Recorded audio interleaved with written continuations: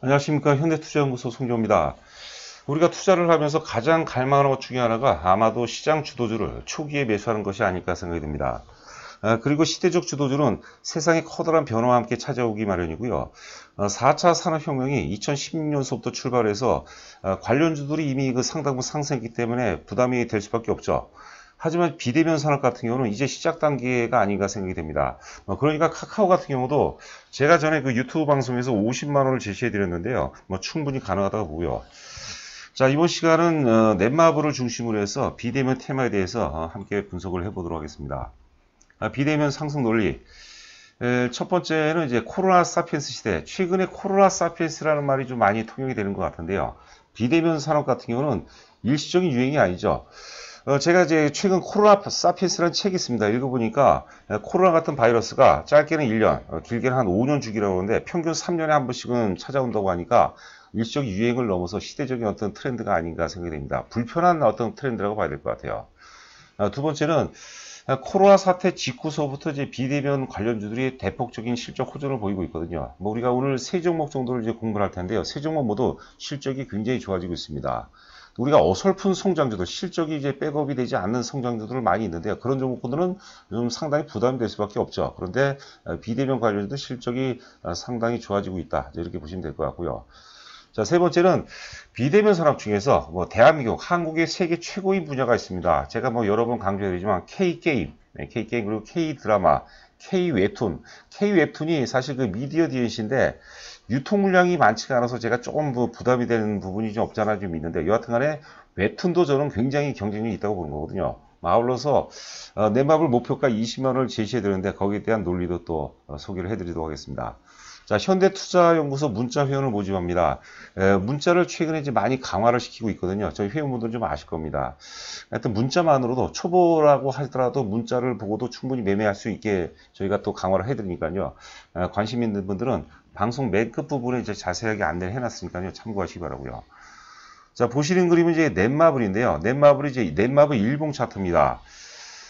2017, 작년 7월 달에 그 8만원대에서 가격 조정을 마무리 짓고, 지금 1년 동안, 12개월 동안에 이제 옆으로 횡보 조정, 혹은 이제 박스권 등락을 보이는데, 이렇게 그 오랜 동안, 1년 동안 이제 횡보 조정 과정을 보이면서 매도세 상당 부분 이제 우리가 소멸을 했다고 보는 거죠. 물량 소화 과정을 충분히 거쳤다. 혹은 준비된 상태에서의 어떤 상승이라고 보시면 될 것 같아요.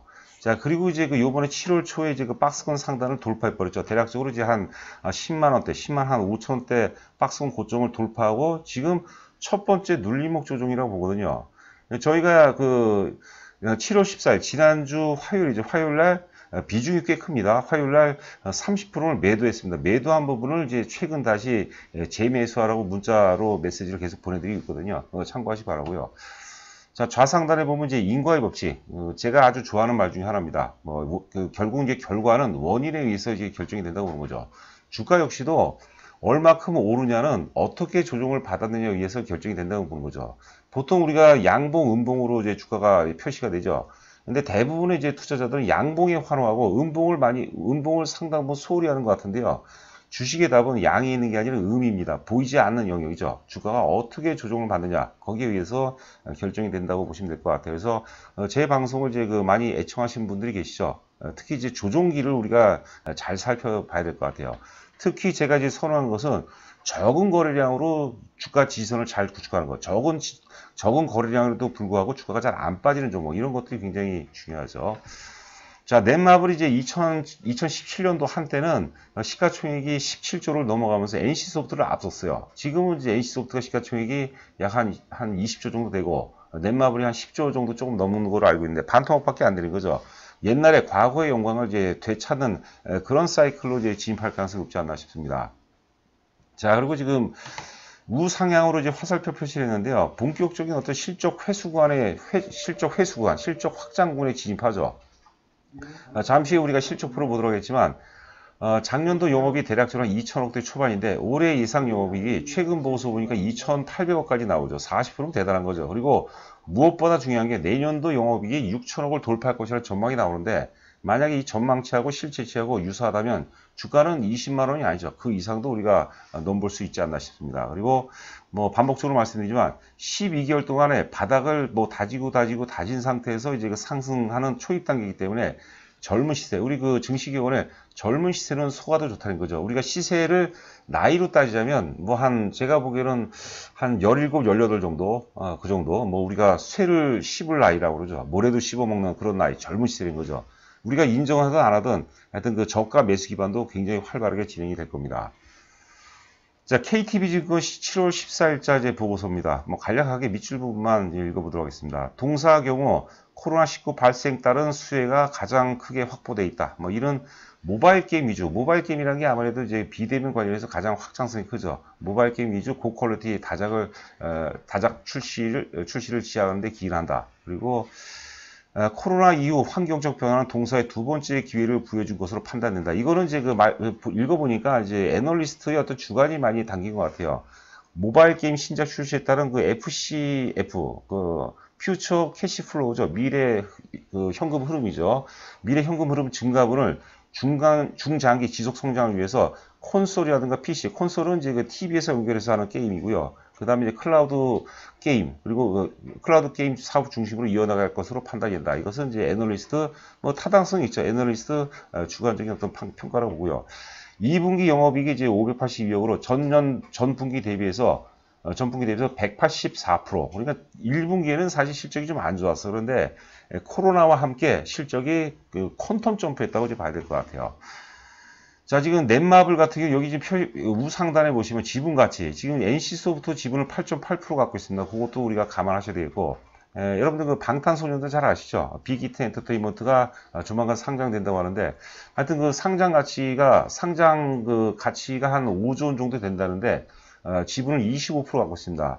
이 넷마블의 대주주가 방준혁 씨죠. 그리고 이제 빅히트 엔터테인먼트의 대표가 이제 방시혁 씨인데, 방준혁 씨가 이제 방시혁 씨 사촌 형으로 알려지고 있습니다. 그리고 상장을 앞두고 있는 카카오뱅크 지분 3.9%, 그리고 역시 그 상장을 앞두고 있는 카카오게임즈 지분을 5.7% 갖고 있죠. 대단하죠. 자, 영업이익만 보시면 앞서 말씀드린 것 같이 작년도 영업이익이 2018년서부터 볼까요? 2018년도 영업이익이 이제 2,420억에서 한 20% 가까이 줄었죠. 2017년도에서부터는 더 줄었죠. 2019년도는 2,030억. 그리고 이제 올해 예상 영업이익이 2,800억인데 당초는 한 2,300억, 400억인데 이 코로나 때문에 이제 실적이 이제 퀀텀 점프를 한 거죠. 그래서 작년 대비해서 이 어려운 환경 속에서 영업이익이 40% 증가했다는 건 대단한 거죠. 그리고 드디어 이제 2021년 내년도가 되면 이제 6천억을 돌파한다고 그러는데 여하튼 간에 이제 이 정도 수치 최소한 뭐 이거 여기보다 크게 바라지도 않고 이 정도만 나온다면 주가는 20만 원이 아니라 그 이상도 우리가 봐야 되지 않을까 생각됩니다. 자, 두 번째는 이제 스튜디오 드래곤입니다. 이게 지금 발음이 어렵더라고요. 스튜디오 드래곤. 제가 또 이제 발음이 안 좋아서 이 스튜디오 드래곤도 보시면은 이 왼쪽 차트 보면은 이제 그 역배열이죠. 역배열에서 이제 그 혼조배열에서 다시 이제 그 정배열 전환되는 그런 모습일 때 주가가 이미 많이 빠진 상태를 의미하고요. 많이 빠진 상태에서 이제 박스권인데 앞서 그 넷마블 박스권보다 폭이 더 크죠. 뭐 대략적으로 한 7만 원대에서 거의 뭐 9만 원대 박스권이기 때문에 박스의 폭이 크고 요번에 이제 그 넷마블 등과 함께 그 7월 달에 이제 상승세로 이제 전환되면서 박스권 상단을 돌파했다가 지금 눌림목 조정 과정이라고 봐야 되죠. 그 스튜디오 드래곤도 잠시 보도록 하겠지만 그 실적이 상당히 좋고요. 스튜디오 드래곤을 우리가 분석하면서 일단은 이평선 분석에 대해서 한번 공부를 한번 해보도록 하겠습니다. 이평선을 분석하는 것은 배열도입니다. 배열도, 정배열이냐, 역배열이냐, 혹은 혼조배열이냐.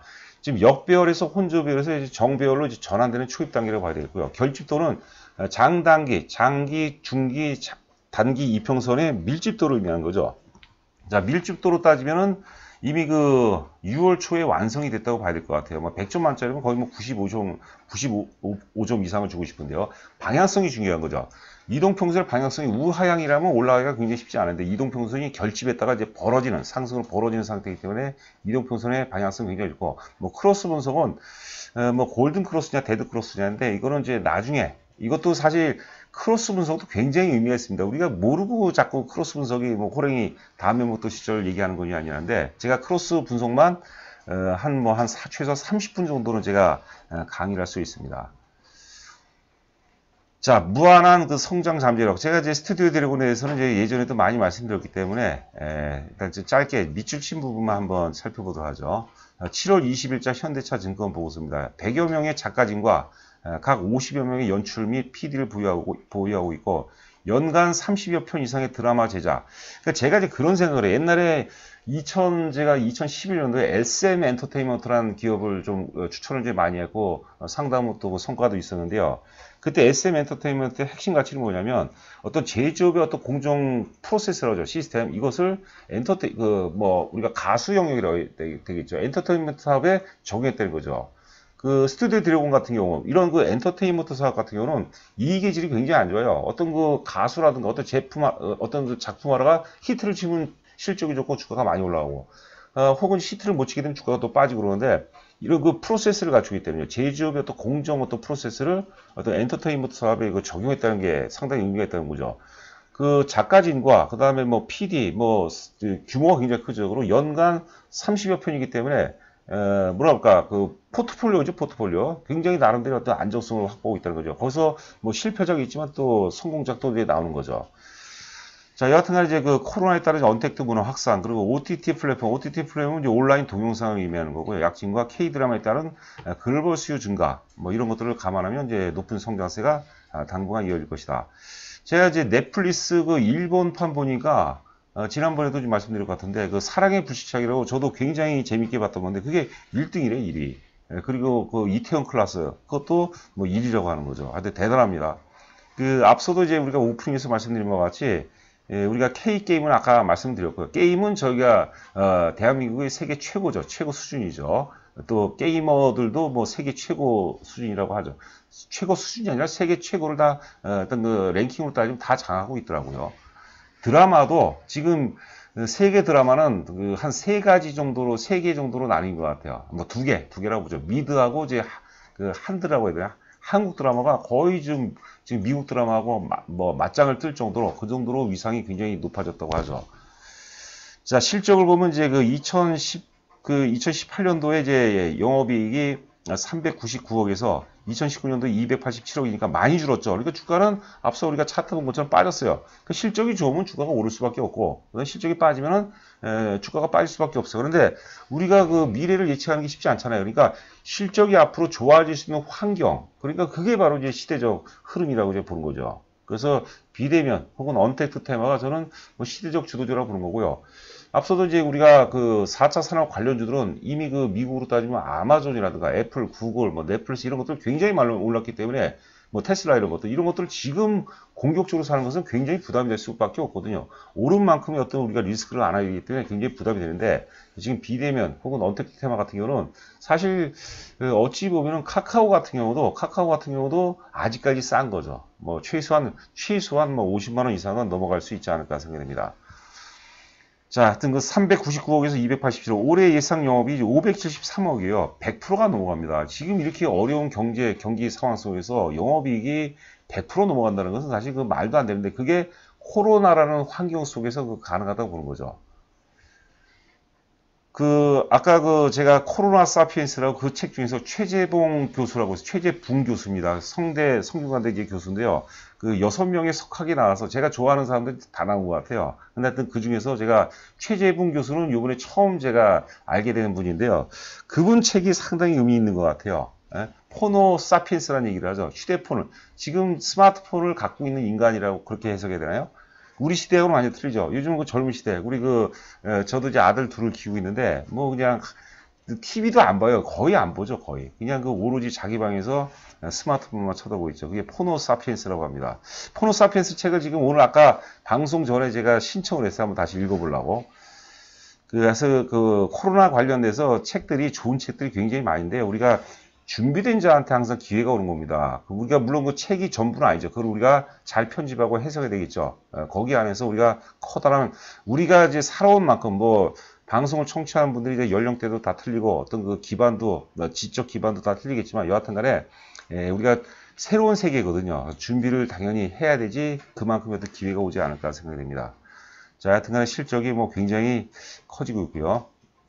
자, 마지막으로 이제 DNC 미디어입니다. 역사적 신고가를 돌파했죠. 역사적 신고가를 돌파했던 것은 상장 이후에 한 번도 경험해보지 못했던 그런 세계죠. 한 번도 경험해보지 못했던 가격대거든요. 그게 이제 그 코로나 환경 속에서 가능하다 보는 거죠. 제가 앞서 말씀드렸던 넷마블이라든가 스튜디오 드래곤 같은 경우는 바닥권에서 출발한 거기 때문에 리스크가 없어요. 그런데 DNC 미디어 같은 경우는 이제 역사적 고점을 이제 돌파한 그런 상태입니다. 그래서 주가가 역사적 고점을 돌파한다. 그걸 무조건 우리가 올라간다는 아니지만 그 의미를 잘 봐야 돼요. 얘가 역사적 고점을 돌파하고 추가적으로 많이 상승할 수 있는 어떤 그 시대적 흐름에 맞는가. 그런 어떤 그 아이템을 갖고 있는가. 거기에 대해서 우리가 상당 부분 많이 고민해 볼 필요가 있겠죠. 제가 전에도 말씀드렸지만, 전에 그 우리 어렸을 때 그 뭐 황금박쥐, 아톰 뭐 이런 거 마징가 제트 이게 다 저는 이제 당연히 우리나라에서 만든 거죠. 그런 생각도 안 했죠. 당연히 한국말이 나오니까. 근데 알고 보니까 그게 다 일본 거래고 일본 만화. 지금 우리 한국 웹툰이요. 일본하고 똑같대요. 과거 일본은 우리 상황하고 똑같다는 거죠. 일본 사람들이 웹툰을 보는데 다 일본말로 돼 있어요. 다 자기네 작품인 줄 아는데 한국 작품을 다 수입해 간 거죠. 대단한 것 같아요. 자, 요거는 이제 그 키움증권. 지금 내용은 이제 키움증권 내용이고, 그 다음에 요 실적은 키움증권은 안 나와 있는 것 같아요. 안 나와 있는 것 같아요. 19년도밖에 안 나와서 제가 미래에셋증권 거를 이제 제가 캡처를 잡아왔습니다. 자, 매출 인식 구조는 고객사의 플랫폼을 통해서 유입된 유저의 결제 금액을 매출을 짓게. 뭐 어려운 얘기가 아니라 하여튼 그 자기나 작품 만들어갖고 카카오에다가 올리는, 카카오 페이지에다 올려놓고 거기서 발생된 수익을 이제 나눠 갖는 거죠. 자, 주력 고객사는 이제 그 동사 2대주인 카카오 페이지죠. 카카오 페이지가 또 상장을 한다고 하죠. 지분 18%입니다. 대단합니다. 자, DNC 미디어의 해외 매출량. 이게 핵심입니다. 해외 영업 강화. 이게 이제 결정적인 성장 모멘텀이 되겠죠. 예전에는 이제 국내용, 조기 축구에서 이제 프리미어 리그로 이제 나간다고 보는 거죠. 이게 코로나 환경 속에서 가능하다고 보는 거죠. 자, 해외 매출량은 2019년도 47억. 그래서 2000년 1분기 19억, 그 다음에 전년 대비해서 205%가 증가하는 거죠. 굉장히 많이 증가하고 있죠. 동사는 이제 카카오 페이지 내 베스트셀러 수 1위 업체이고, 동사의 카카오 페이지장 매출 비중은 2019년도 47%. 그래서 47, 거의 50%니까 우리가 카카오를 사기가 좀 부담이 된다면은 우리가 우회적으로 DNC 미디어를 사는 것도 괜찮지 않을까 생각됩니다. 자, 지금 영업이익 기준으로 보면 2017년도에 이제 50억에서 2018년도에 60억, 그리고 2019년도 80억인데, 뭐 10억 늘고 20억 늘었는데, 올해 예상 영업이 130억 나오거든요. 80억에서 50억이 증가하죠. 이건 뭐 거의 퀀텀 점프라고 봐야 될 것 같아요. 제가 또, 좀 다른 이제 거래가 많이 안 돼서 그런데, 제가 아끼는 또 영역 중에 하나가 아닌가 생각됩니다. 자, 저희 그 문자 유형 관련해서 최근에 저희가 이제 그 동시효과 전에 또 새로운 한 종목을 또 저희가 회사 개요, 상승 논리, 뭐 목표가 전략, 손절가 이렇게 해서 보고서를 보내드리고 또 장 초반에 일반적으로 이제 9시 30분 전후에서 그날의 어떤 그 유망주에서 한 그 짧게는 한 3종목, 4종목 정도 또 별도로 좀 디테일하게 추천을 해드리고 있거든요. 그래서 문자만 보더라도 초보 입장에서 충분히 매매가 가능할 수 있게 이렇게 문자만 보고 하시게 되면 단타 매매를 안 하게 될 겁니다. 그게 저는 또 성공의 최적의 어떤 그 전제 조건이 아닌가 생각됩니다. 자, 여러분들 오늘 고생 많으셨고요. 저는 또 내일 찾아뵙도록 하겠습니다. 감사합니다.